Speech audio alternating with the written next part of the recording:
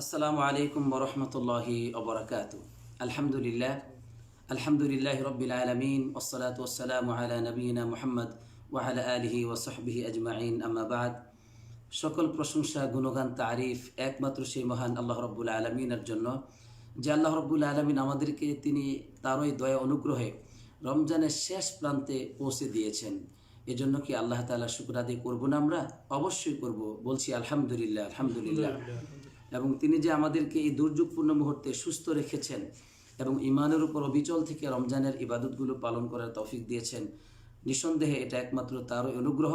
এজন্য আমরা আবারও তার শিখানো ভাষায় বলছি আলহামদুলিল্লাহ আলহামদুলিল্লাহ। অতঃপর সালাত এবং সালাম পড়ছি আমাদের রাসূলের উপর, যিনি আমাদেরকে এক আল্লাহ তাআলার ইবাদত করার জন্যই তিনি আমাদেরকে পথ দেখিয়েছেন। আল্লাহর সাথে অংশীদার করা থেকে, শিরিক করা থেকে আমাদেরকে তিনি সতর্ক করেছেন। সেই রাসূলের উপর পড়ছি সাল্লাল্লাহু আলাইহি ওয়াসাল্লাম। আমার প্রাণপ্রিয় মুসলিম বন্ধুগণ, আজকে মসজিদে নববীতে যিনি খুতবা দিয়েছেন তিনি হলেন ফজিলাতুশ শাইখ আব্দুল বারী আস-সুবাইতি হাফিজাহুল্লাহ। যে বিষয়ে তিনি আজকে খুতবা দিয়েছেন তা হচ্ছে অত্যন্ত গুরুত্বপূর্ণ, যে মাহে রমজানের এই বিদায়ে আল্লাহ রাব্বুল আলামিনের শুকর আদায়, যাকাতুল ফিতর এবং বাড়িতে আমরা কিভাবে ঈদের নামাজ আদায় করব সেই বিষয়ে তিনি আলোকপাত করেছেন। আমরা ইনশাআল্লাহ এখনই তার অনুবাদ শুরু করব। আজকের তারিখ হচ্ছে 29শে রমজান 1441 হিজরি আর 22শে মে 2020 ইংরেজি। আমরা অনুবাদ শুরু করছি। আল্লাহ রাব্বুল আলামিনের রহমতে পৃথিবীর যে যেখান থেকে আমাদের অনুবাদে অংশগ্রহণ করছেন, আমাদের লাইভে অংশগ্রহণ করছেন, তাদের জন্য দোয়া করছি আল্লাহ তাআলা যেন আপনাদের এই আমলকে কবুল করেন, আমিন। এবং রমজানের এই বিদায়ী লগ্নে আমরা যে মসজিদ নববীর অনুবাদ করছি, আপনারা অংশগ্রহণ করছেন, সবার এই আমলকে যেন আল্লাহ তাআলা আখিরাতে নাজাতের উসিলা হিসেবে, মাধ্যম হিসেবে কবুল করেন, এই কামনা করছি, আমিন। প্রিয় বন্ধুগণ, ইমাম সাহেব তিনি আজকে বলছেন যে রমজান শেষ হয়ে যাচ্ছে। আল্লাহ রাব্বুল আলামিন যে সংবাদ দিয়েছে রমজানের সময়টা হবে খুবই অল্প কয়েকদিন, তাই হলো যে আজকে আমাদের থেকে বিদায় নিচ্ছে রমজান, এবং রমজান যেন চোখের একটি পলকের মতো হয়ে বিদায় নিচ্ছে। আর এই রমজানে আমরা অনুভব করছি আল্লাহ রাব্বুল আলামিনের অনুগ্রহে, যে তিনি আমাদের উপর ইহসান করেছেন, আমাদেরকে তিনি হেদায়েত দিয়েছেন ইসলামের পথে, কোরআনের শিক্ষা তিনি আমাদেরকে দিয়েছেন, রমজানে আমাদেরকে তিনি পৌঁছে দিয়েছেন, তিনি আমাদেরকে সাহায্য করেছেন রমজানের রোজা পালন করার জন্য এবং কিয়ামুল লাইল পালন করার জন্য। এই সব নিয়ামতের একমাত্র নিয়ামতদাতা হচ্ছে কে? আল্লাহ সুবহানাহু ওয়া তাআলা। এই জন্য তিনি আমাদের প্রতি ইহসান করেছেন।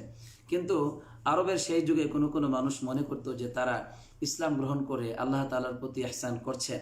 আজকে অনেক মানুষ এমনটি মনে করে যে তারা আল্লাহ তাআলার ইবাদত করে যেন তারা আল্লাহ তাআলার প্রতি ইহসান করছেন। আসলে বিষয়টি তা নয়, বরং আল্লাহ তাআলা যে আমাদেরকে ইসলাম গ্রহণ করার তৌফিক দিয়েছেন, এটা আল্লাহ আমাদের প্রতি ইহসান করেছেন। এমনটি এসেছে সূরা হুজুরাতের 17 নম্বর আয়াতে।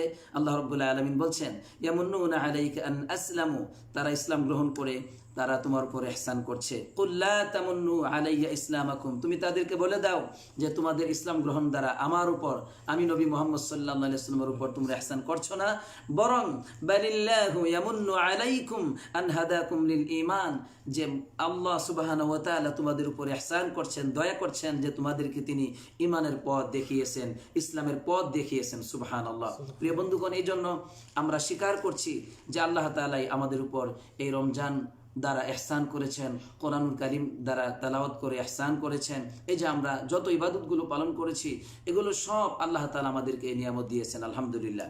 তাই ইমাম সাহেব বলছেন যে আল্লাহর পথের যাত্রীদের অবস্থা হচ্ছে এমন যে তারা আল্লাহ রাব্বুল আলামিনের সম্মান ও মর্যাদাকে সামনে রেখে আল্লাহর সামনে বিনয়ী হয়ে তারা আল্লাহ তাআলার নিয়ামতের প্রশংসা করে বলে, হাযা মিন ফাদলি রব্বি, এই নিয়ামত এটা আমার রবের অনুগ্রহ আমার উপর, আলহামদুলিল্লাহ। এজন্য আমরা বলছি এই রমজান আল্লাহ দিয়েছেন, কোরআনুল কারীম তেলাওয়াত করার তৌফিক দিয়েছেন, রমজানের প্রতিটি ইবাদত করার তৌফিক দিয়েছেন, এগুলো সব আমাদের রবের অনুগ্রহ আমার উপর, আপনার উপর, আলহামদুলিল্লাহ। আমরা স্বীকার করছি লাহুল হামদু ফিল উলা ওয়াল আখিরা, একমাত্র পৃথিবীতে তার প্রশংসা এবং আখিরাতেও তারই প্রশংসা, প্রথমেও তার প্রশংসা, শেষেও তার প্রশংসা, আলহামদুলিল্লাহ। প্রিয় বন্ধুগণ, আল্লাহ তাআলা নিয়ামত পাওয়ার পরে যখন বান্দারা আল্লাহ তাআলার প্রশংসা করবে তখন কিন্তু আল্লাহ তাআলা নিয়ামতকে বাড়িয়ে দেন। এই কথাও আল্লাহর নবী সাল্লাল্লাহু আলাইহি ওয়াসাল্লাম বলেছেন। যেমন ইবনে মাজাহ একটি হাদিস এসেছে যার নাম্বার হচ্ছে 3805 নাম্বার। আল্লাহ রাসূল সাল্লাল্লাহু আলাইহি ওয়াসাল্লাম বলেন, মা আনআমাল্লাহু আলা আবদিন নি'মাতান ফাকালা আলহামদুলিল্লাহ। যখন আল্লাহ সুবহানাহু ওয়া তাআলা তার কোনো বান্দার উপর কোনো নিয়ামত দেন আর সেই নিয়ামত পাওয়ার পরে সে বলে আলহামদুলিল্লাহ, ছোট্ট একটি শব্দ বলে আলহামদুলিল্লাহ, আল্লাহ নবী বলছেন সাল্লাল্লাহু আলাইহি সাল্লাম, ইল্লা কানা আল্লাযী আ'তাহু আফদালা মিম্মা আখাযা। আল্লাহ সুবহানাহু ওয়া তাআলা ওই বান্দাকে যা দিয়েছেন তার চাইতে আবার তাকে উত্তম নিয়ামত দিবেন। সুবহানাল্লাহ। সুতরাং আমরা যেন আল্লাহর নিয়ামত এর শুকর আদায় করি। এটাই হচ্ছে আল্লাহ তাআলার নেক বান্দাদের পথ, এটাই হচ্ছে আল্লাহর পথের জাতিদের পথ, যে তারা আল্লাহ তাআলার নিয়ামতের শুকর আদায় করবে। আলহামদুলিল্লাহ। আল্লাহর আনুগত্য, আল্লাহর ইবাদত করতে পারা, আল্লাহর সামনে মাথাকে নত করতে পারা, আল্লাহ তাআলাকে ভয় করা, এটা হচ্ছে সবচেয়ে বড় নিয়ামত আল্লাহ আমাদেরকে দিয়েছেন। আলহামদুলিল্লাহ। প্রিয় বন্ধুগণ, এরপর ইমাম সাহেব বলছেন রমজানের শেষ লগ্নে, রমজানের বিদায়ী কালে আল্লাহর শুকর আদায় করা, এটা হচ্ছে জান্নাতি মানুষের চরিত্র। সুবহানাল্লাহ। জান্নাতি মানুষেরা যখন আল্লাহর সন্তুষ্টি অর্জন করে, তারা যখন আল্লাহর ফজল এবং করমে জান্নাতে প্রবেশ করবে, তখন জান্নাতে গিয়ে তারা সর্বপ্রথম যে আমলটি করবে, তারা যে দোয়াটি করবে, সেটা হচ্ছে তার আল্লাহর প্রশংসা করবে। সুবহানাল্লাহ। কিভাবে তার আল্লাহর প্রশংসা করবে এই বর্ণনা আল্লাহ তাআলা আমাদেরকে দিয়েছেন কোরআনুল কারিমে। যেমন সূরা ফাতিরের 34 এবং 35 নম্বর আয়াতের মধ্যে আল্লাহ সুবহানাহু ওয়া তাআলা বলছেন, জান্নাতীরা জান্নাতে প্রবেশ করেই বলবে, আলহামদুলিল্লাহিল্লাযী আযহাবা আন্নাল হাযান ইন্না রাব্বানা লাগফুরুন শাকুর। সকল প্রশংসা তো সেই মহান সত্তার জন্য, সেই মহান আল্লাহ তাআলার জন্য, যিনি আমাদের সমস্ত চিন্তাকে, সমস্ত দুশ্চিন্তাকে দূর করে দিয়েছেন। সুবহানাল্লাহ। ইন্না রাব্বানা লাগফুরুন শাকুর। আমাদের রব খুবই ক্ষমাশীল।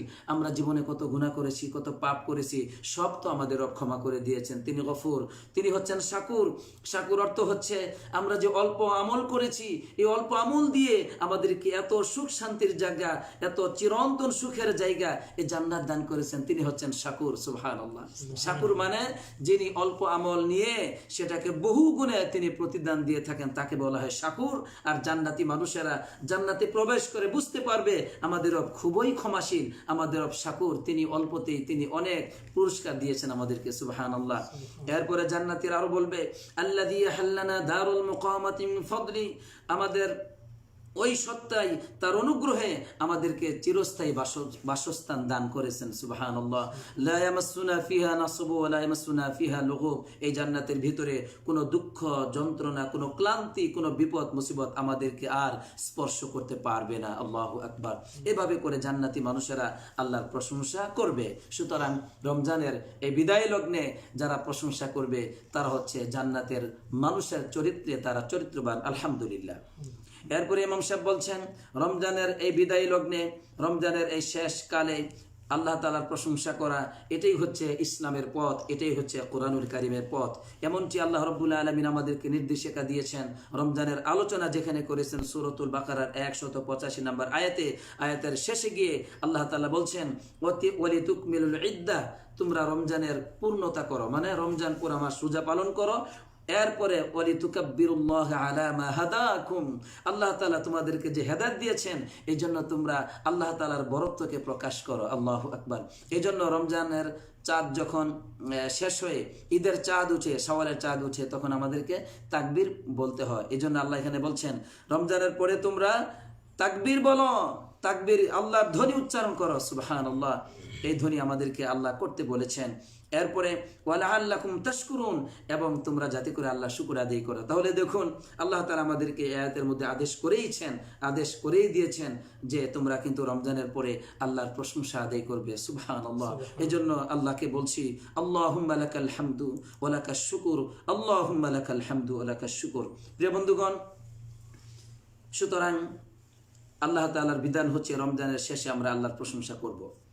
এরপরে ইমাম সাহেব বলছেন যে রমজানের বিদায়কালে আল্লাহর প্রশংসা করা, এটা হচ্ছে বান্দাদের পক্ষ থেকে আল্লাহর প্রতি একটি সুধারণার আলামত আলহামদুলিল্লাহ। অর্থাৎ প্রশংসা আল্লাহ তারাই করে যারা আল্লাহর প্রতি সুধারণা করে, এবং তারা আল্লাহ রাব্বুল আলামিনের কাছে বেশি বেশি আশা করবে আল্লাহ যেন তাদের এই ইবাদতকে কবুল করেন, রমজানের প্রতিটি ইবাদতকে তারা যেন কবুল করেন। এই দোয়া তারা করবে, প্রার্থনা করবে, এবং তাদের যে ভুল ত্রুটিগুলো হয়েছে সেগুলো ক্ষমা করে দিয়ে আল্লাহ সুবহানাহু ওয়া তাআলা যেন তাদেরকে পূর্ণ সওয়াব দেন, এই আশা তারা করবে। আর আল্লাহ তাআলা পছন্দ করেন বান্দারা তার প্রতি সুধারণা রাখবে। আল্লাহ রাব্বুল আলামিন নিজেই বলেছেন, আনা ইনদা যান্না আবদি বি, আমার বান্দা আমার প্রতি যেমন ধারণা করে আমি তার সাথে অনুরূপ আচরণ করে থাকি। সুবহানাল্লাহ। যত সুন্দর ধারণা হবে আমার আপনার জীবনে, তত আল্লাহ তাআলা আমার আপনার সাথে সুন্দর আচরণ করবেন।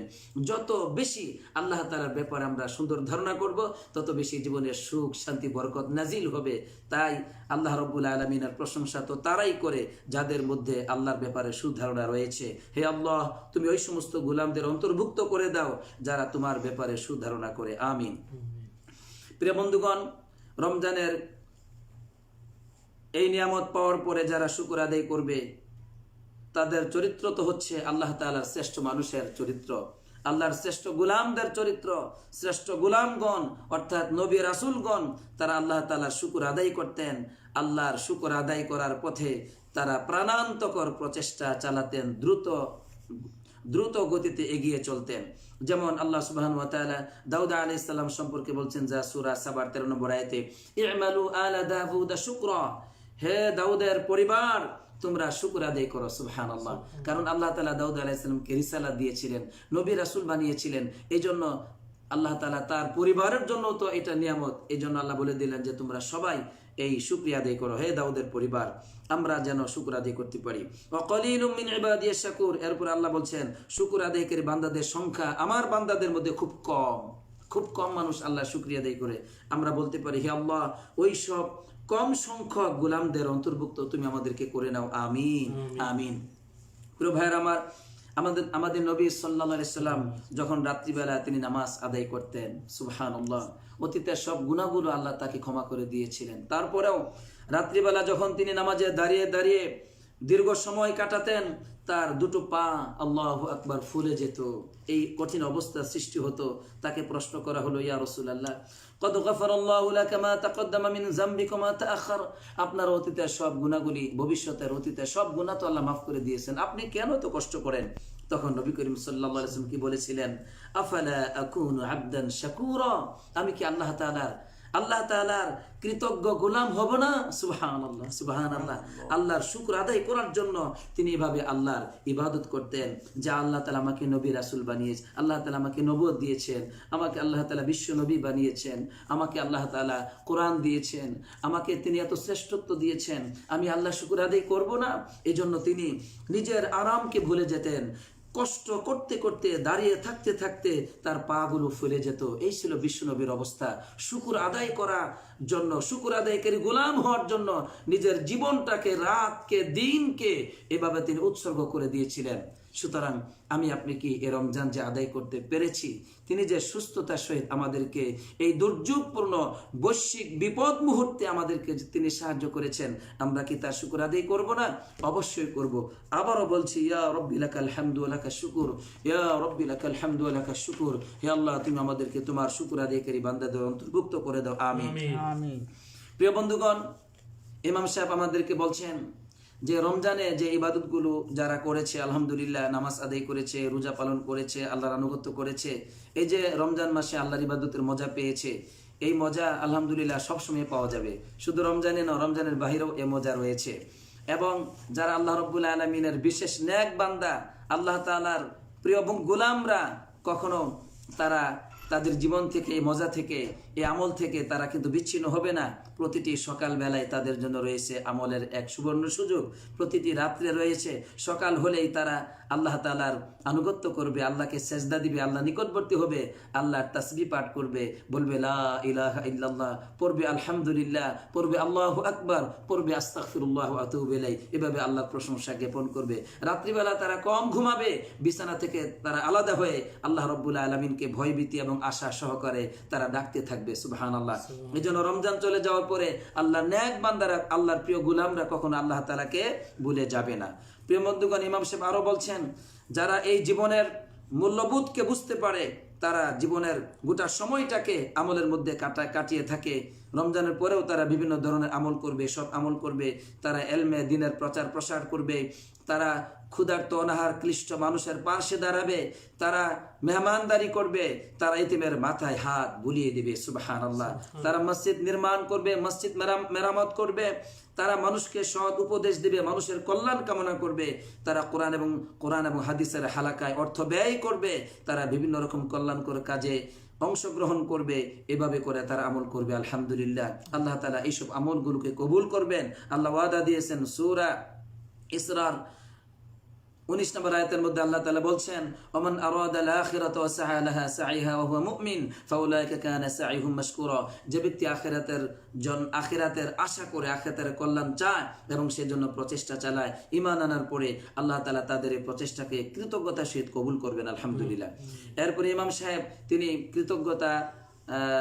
আল্লাহর কৃতজ্ঞতা জানিয়ে এরপরে বলছেন যে যারা বিভিন্ন রকম এই করোনা ভাইরাস এবং এই রোগে আক্রান্ত হয়েছে সেই ব্যক্তি এবং তার পরিবারের জন্য সান্ত্বনা স্বরূপ তিনি বলছেন যে ওইসব পরিবার, ওইসব ব্যক্তিগণ তারা যদি আল্লাহর প্রশংসা করে, আল্লাহর কাছে সওয়াবের আশা করে, আল্লাহর তাকদীরের উপর তারা বিশ্বাস করে, তাহলে আল্লাহ তাআলা তাদেরকে মহা পুরস্কার দিবেন। তাদের জন্য তিনি রহমতকে, তার ক্ষমাকে, তার হেদায়েতকে লিখে দিবেন। সুবহানাল্লাহ। যেমন সূরা বাকারার 154 নম্বর এবং 55 নম্বর আয়াতের মধ্যে আল্লাহ বলে দিয়েছেন, যারা বিপদ মুসিবতে ধৈর্য ধারণ করবে তাদের জন্য ওই বিপদ আসলে বিপদ নয়, এটা হচ্ছে তাদের রবের পক্ষ থেকে তাদের জন্য ক্ষমা, তাদের জন্য রহমত, তাদের জন্য এটা হচ্ছে হেদায়েত। আলহামদুলিল্লাহ। প্রিয় বন্ধুগণ, সুতরাং আমরা যেন আল্লাহর শুকর আদায় করতে পারি সকল ক্ষেত্রেই। তো এখানে সমাপ্তি ঘটাচ্ছি প্রথম খুতবার। আর দু একটা কথা বলেছেন, তবে এর চাইতে দ্বিতীয় খুতবার গুরুত্ব আরও বেশি। দ্বিতীয় খুতবা ইমাম সাহেব তিনি আমাদেরকে যাকাতুল ফিতরের বিধান সম্পর্কে কথা বলেছেন। ঈদের নামাজ আমরা কিভাবে পালন করব সেই ব্যাপারে তিনি দিক নির্দেশনা দিয়েছেন।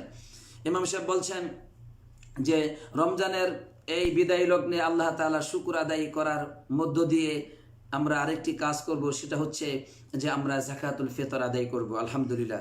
যাকাতুল ফিতরের বিধান আল্লাহ তাআলা এই জন্য দিয়েছেন যে তুহরাতান লিস-সাইমি মিনার রাফাসি ওয়াল লাগবি, রোজাদারদের ওই যে বিভিন্ন রকম অনর্থক কাজকর্ম হয়ে গিয়েছে, যেগুলো অনুচিত কাজ যে তারা করেছে সেগুলোর পবিত্রতা স্বরূপ, অর্থাৎ এগুলো আল্লাহ তাআলা যাকাতুল ফিতর আদায়ের মাধ্যমে ক্ষমা করে দিয়ে তিনি পূর্ণ সওয়াব রোজাদারকে দান করে থাকেন। আলহামদুলিল্লাহ। এবং এটা হচ্ছে ওয়া ফারহাতান লিল ফুকারা, এই সাদকাতুল ফিতর ফকিরদের জন্য একটা আনন্দের ব্যাপার। কারণ ফকিররা যখন এই রমজান মাসে তারা যখন অর্থনৈতিকভাবে এই যে রমজানের এই যাকাতুল ফিতর পায় এবং যাকাত তারা যখন পায় তারা কিন্তু আনন্দিত হয়। এই জন্য এটা হচ্ছে একটা আনন্দ স্বরূপ ফকিরদের জন্য। প্রিয় বন্ধুগণ, যাকাতুল ফিতরের বিধান বর্ণনা করতে গিয়ে ইমাম সাহেব এভাবে বলেছেন যে ওয়াতাজিবু আলাল মুসলিমি ওয়া আলা কুল্লি মা ইয়াউল ওয়া মিকদারুহা সাউন মিন আম্মাতি কুতিল বালাদ, যে একজন মুসলিমের উপর এবং ওই মুসলিমের পরিবারের উপর, সকলের উপর, পরিবারের সকল ব্যক্তির উপর, এখানে কাজের লোক কিন্তু অন্তর্ভুক্ত না, পরিবারের নিজের স্ত্রী সন্তান আপনজন, এদের সকলের উপর এই যাকাতুল ফিতর কিন্তু ওয়াজিব। এবং তার পরিমাণ হচ্ছে 100 পরিমাণ, 100, যার পরিমাণ হচ্ছে 2.5 কিলো থেকে 3 কিলো, সর্বত্র সবচেয়ে বেশি 3 কিলো পর্যন্ত, এর বেশি নয়। তো এর পরিমাণ হচ্ছে এই 100 পরিমাণ। আর কি দিয়ে আদায় করব? সুবহানাল্লাহ। মিন আম্মাতি কুতিল বালাদ, রাষ্ট্রের যে প্রধান খাদ্য দ্রব্য, রাষ্ট্র যেটা খেয়ে বেঁচে থাকে, সাধারণত আমরা চাউল খাই, সৌদি আরবের লোকেরাও এখন চাউল খায়। তো এইসব খাদ্য, প্রধান খাদ্য দিয়ে তিনি যাকাতুল ফিতর আদায় করতে বলেছেন। এবং এক্ষেত্রে তিনি হাদিস নিয়ে এসেছেন যে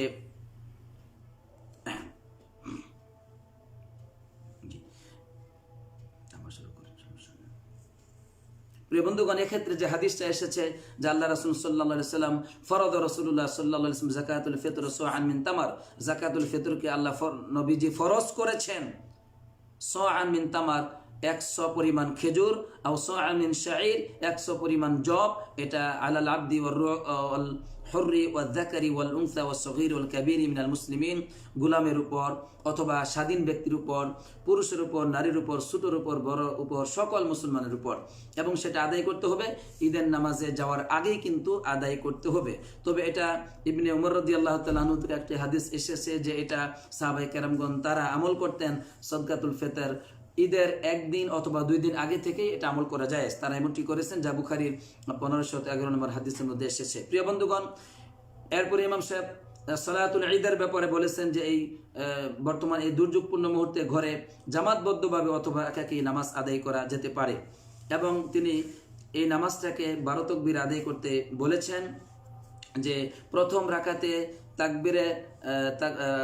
তাকবীরাতুল ইহরামের পরে অবশ্যই 6টি তাকবীর বলবে অতিরিক্ত, এই হলো মানে 60টি তাকবীর উলানি হলো 60টি।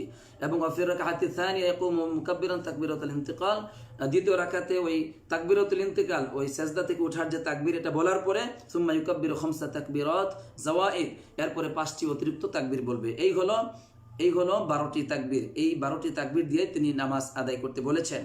এরপরে তিনি আবার তার আগে ঈদের চাঁদ ওঠার সাথে সাথেই কিন্তু আবার ওই যেটা আমরা তাকবীর দেই ওই তাকবীর দিতে বলেছেন, যে এই তাকবীর মানুষ শুরু করবে ঈদের চাঁদ ওঠার সাথে সাথে একেবারেই নামাজ আদায় করার পূর্ব পর্যন্ত চলতে থাকবে।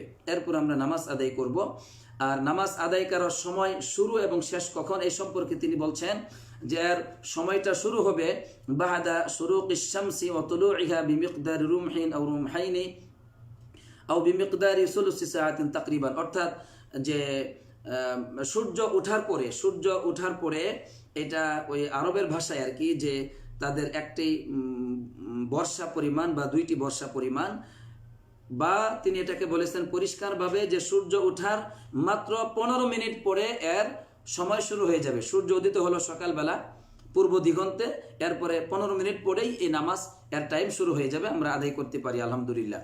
তো এরপরে এটা চলতে থাকবে একেবারে জোহর নামাজের মাত্র 15 মিনিট পর্যন্ত, 15 মিনিট পূর্ব পর্যন্ত, জোহর নামাজের 15 মিনিট পূর্ব পর্যন্ত এই নামাজের সময় চলতে থাকবে। এরপরে সময় শেষ হয়ে যাবে, জোহর নামাজের পরে কিন্তু এটা আর চলবে না। তো এখানে ইমাম সাহেব তিনি দ্বিতীয় খুতবা পেশ করেছেন। আজকে আমরা প্রথম খুতবা থেকে জানতে পারলাম যে আল্লাহ তাআলার আমরা শুকর আদায় করব। আলহামদুলিল্লাহ, শুকর আদায় করা এটা আল্লাহর প্রিয় বান্দাদের আলামত। এই শুকর আদায় করা এটা নবীদের আলামত, নবীগণের চরিত্র ছিল, জান্নাতি মানুষের চরিত্র। আল্লাহ যেন আমাদেরকে শুকর আদায় করা তৌফিক দান করেন।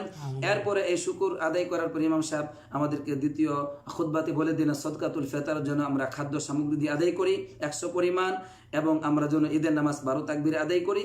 এই সব পথগুলো তিনি আমাদেরকে দেখিয়েছেন। আর একটা কথা আমি এখানে বলতে চাই, সেটা হলো যে আমরা শুনলাম যে মসজিদে নববীর পক্ষ থেকে যে বিধানটি আসলো সেটা হলো যে আমরা 12 তাকবীর আদায় করব। তো এখন আমাদের দেশে কিন্তু বা বিভিন্ন দেশে কোনো জায়গায় এর 12 তাকবীরের কমেও আদায় করা হয়, 6 তাকবীর বা 4 তাকবীরও আদায় করা হয়। তো এই ব্যাপারে আমরা কিন্তু কখনো ঝগড়া ফাসাদে লিপ্ত হব না, কোনো সন্দেহ নাই। 12 তাকবীরে এটাই হচ্ছে উত্তম, কেননা এটা নবী করিম সাল্লাল্লাহু আলাইহি ওয়াসাল্লাম থেকে প্রমাণিত হয়েছে, এটাই হচ্ছে তার সুন্নাহ, এটাই হচ্ছে তার আদর্শ। কারণ এই যে আবু দাউদে বর্ণিত হয়েছে এবং ইবনে মাজাহ যে আল্লাহ নবী সাল্লাল্লাহু আলাইহি ওয়াসাল্লাম 12 তাকবীরে ঈদের নামাজ পড়তেন, এই হাদিসটাকে ইমাম বুখারী সহিহ বলেছেন, ইমাম শাওকানি সহিহ বলেছেন, এরপরে ইমাম আহমদ বিন শাকার উনিও এটাকে সহিহ বলেছেন, নাসিরউদ্দিন আলবানী সহিহ বলেছেন, এবং এর উপর আমল করেছেন মালিকি মাযহাব, হাম্বলি মাযহাব, ইমাম বুখারী, ইবনে তাইমিয়া, ইবনুল কাইয়িম, ইবনে বাস এবং ইবনে উসাইমিন, সালেহ ফাউজান সহ হারামের ইমাম সাহেবগণ সবাই এই 12 তাকবীরের পথেই তারা আছেন। তো এই জন্য 12 তাকবীরে আদায় যদি আপনি করেন আপনার ঘরে জামাতবদ্ধভাবে, এটা অবশ্যই উত্তম আলহামদুলিল্লাহ। কিন্তু তারপরও যদি আপনার সমাজে দেখা যায় যে ভিন্ন আমল পাওয়া যায়, এই আমলগুলো কিন্তু সাহাবাদের থেকে প্রমাণিত হয়েছে, ইবনে আব্বাস থেকে, ইবনে মাসউদ রাদিয়াল্লাহু তাআলা আনহুম থেকে এটা প্রমাণিত হয়েছে। এই জন্য সেগুলোর উপর যদি কেউ আমল করে সেটাকে আমরা কোনো দুষ্ত্রুটির চোখে আমরা দেখব না, বরং সেটাকে আমরা ঝগড়া ফাসাদে লিপ্ত না হয়ে, যদি জনগণ ওই পক্ষে বেশি হয় আমরা সেটা মানতে পারি, তবু আমরা ঈদের দিন কোনো ঝগড়া ফাসাদে আমরা লিপ্ত হব না। আল্লাহ যেন আমাদেরকে সেই তৌফিক দান করেন। দেখেন, যুগ শ্রেষ্ঠ আলেম ইমাম আহমদ বিন হাম্বল তিনি বলেছেন ইখতালাফা আসহাবুন নবী সাল্লাল্লাহু আলাইহি ওয়াসাল্লাম ফিত তাকবীর ওয়া কুল্লুহু জায়েজুন। সাহাবায়ে কেরামগণ তারা এই তাকবীরের সংখ্যা নিয়ে তারা মতবিরোধ করেছেন, সুতরাং সবগুলি জায়েজ আলহামদুলিল্লাহ। এই জন্য নিঃসন্দেহে 12 তাকবীরও পড়া উত্তম, কিন্তু এই উত্তম পালন করতে গিয়ে কখনো আমরা যেন মুসলমানদের মাঝে দ্বন্দ্ব এবং ফাসাদের সৃষ্টি না করি ঈদের দিন, এই বিষয়টি আমরা লক্ষ্য রাখবো। আল্লাহ সুবহানাহু ওয়া তাআলা আমাদের সবাইকে সত্যের দিকে ফিরে আসার তৌফিক দান করুক, আমিন। যা কিছু বলেছি, বলার তৌফিক পেয়েছি, এর উপর আমাদের সবাইকে আমল করার তৌফিক দান করুক, আমিন। আসসালাতু ওয়াসসালামু আলা নবিয়িনা মুহাম্মদ ওয়া আলা আলিহি ওয়া সাহবিহি আজমাইন।